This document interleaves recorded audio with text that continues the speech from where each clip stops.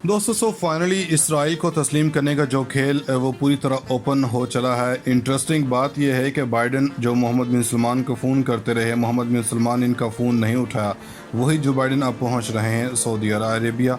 Saudi अरब में वो मोहम्मद बिन सलमान से मुलाकातें करेंगे और इंटरेस्टिंग वो सऊदी अरब को कायल करने जा रहे हैं जो डोनाल्ड ट्रंप ने यूएई और इसराइल के दरमियान किया था।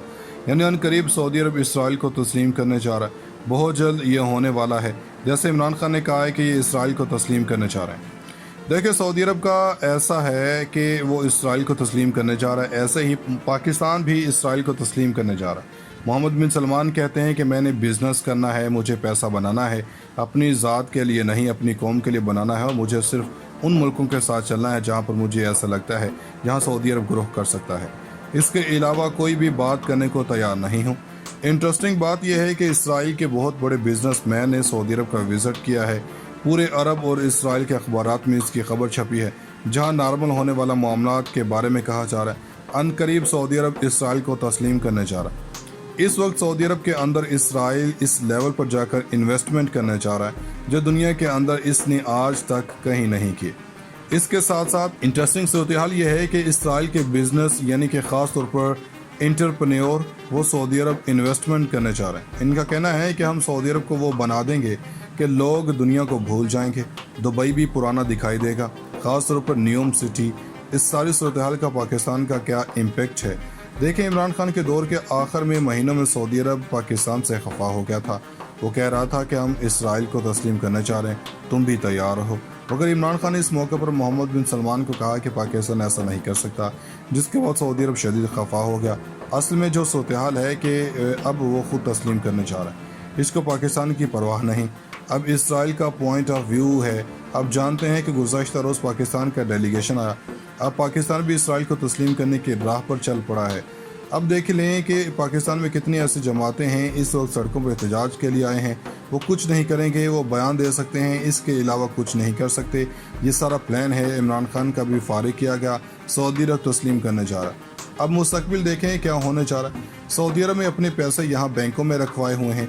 सऊदी अरब खुद तस्लीम कर लेगा और इसराइल की ख्वाहिश पूरी करने के लिए पाकिस्तान को इसराइल के आगे झुकाने के लिए दबाव डालेगा।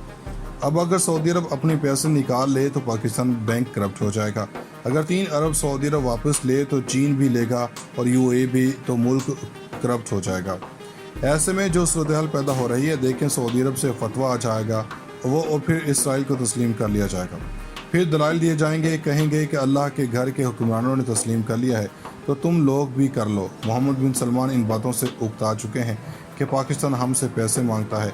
वो कहते हैं कि वो चीज़ चाहते हैं जो इनके लिए बेहतर है, यानी यमन के हवाले से सारे किरदार अदा करें या ईरान के साथ अपना अच्छा ताल्लुकात करवाएं। उधार तेल लेते थे, जब पैसे लेने होते थे तो कहते चलो माफ़ किया। मोहम्मद बिन सलमान कहते हैं बिज़नेस लें, वो कहते हैं पाकिस्तान में 25 अरब डॉलर की इन्वेस्टमेंट करता है, लेकिन पाकिस्तान हमें क्या देगा? सिक्योरिटी देंगे, यानी जो चीन की सिक्योरिटी नहीं दे सके हमें क्या देंगे? मोहम्मद बिन सलमान के ख़राब हो गए ताल्लुकात, बाद में अच्छे भी हो गए। इस वक्त इनके ताल्लुकात देखें कि यूएस सदर को आना पड़ रहा है सऊदी अरब। इमरान खान ने फ़ोन नहीं किया या नहीं उठाया, या ये सब सामने है। वो इमरान खान को हटा दिया इन्होंने, यानी कि आप अंदाज़ा कर लें कि मोहम्मद बिन सलमान ने फ़ोन नहीं उठाया तो इसके पास चले गए।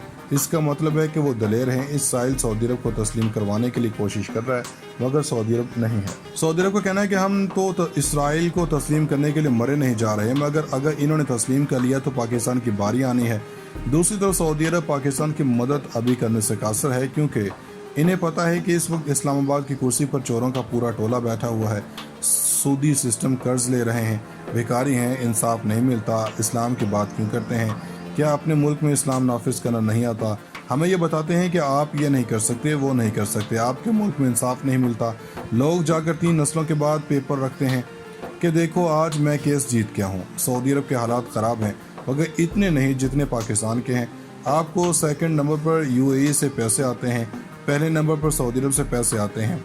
लिहाजा इस सूरत हाल में वो तस्लीम करने जा रहे हैं। सीक्रेटली काम हो चुके हैं और आप भी सीक्रेटली भी करें। इमरान खान इसकी राह में रुकावट है, इसको आने दिया जाएगा कि नहीं, लेकिन चीज़ें तय हो चुकी हैं कि पाकिस्तान जिस डगर पर चल रहा है कि हमसे कोई खुश नहीं है, ना अरब और ना चीन। इस सारी सूरत हाल में ऐसी ऑप्शन रह जाएगी कि یا ہم بینک کرپٹ ہو جائیں یا اسرائیل کو تسلیم کر لیں تو ہم کر لیں گے۔ اب پاکستان بھی اسرائیل کو تسلیم کرنے کی راہ پر چل پڑا ہے۔ اب دیکھ لیں کہ پاکستان میں کتنی ایسی جماعتیں ہیں اس وقت سڑکوں پر احتجاج کے لیے آئے ہیں۔ وہ کچھ نہیں کریں گے، وہ بیان دے سکتے ہیں، اس کے علاوہ کچھ نہیں کر سکتے۔ یہ سارا پلان ہے، عمران خان کا بھی فارغ کیا گیا، سعودی عرب تسلیم کرنے جا رہا ہے۔ اب مستقبل دیکھیں کیا ہونے جا رہا ہے۔ سعودی عرب میں اپنے پیسے یہاں بینکوں میں رکھوائے ہوئے ہیں۔ سعودی عرب خود تسلیم کر لے گا اور اسرائیل کی خواہش پوری کرنے کے لیے پاکستان کو اسرائیل کے آگے جھکانے کے لیے دباؤ ڈالے گا۔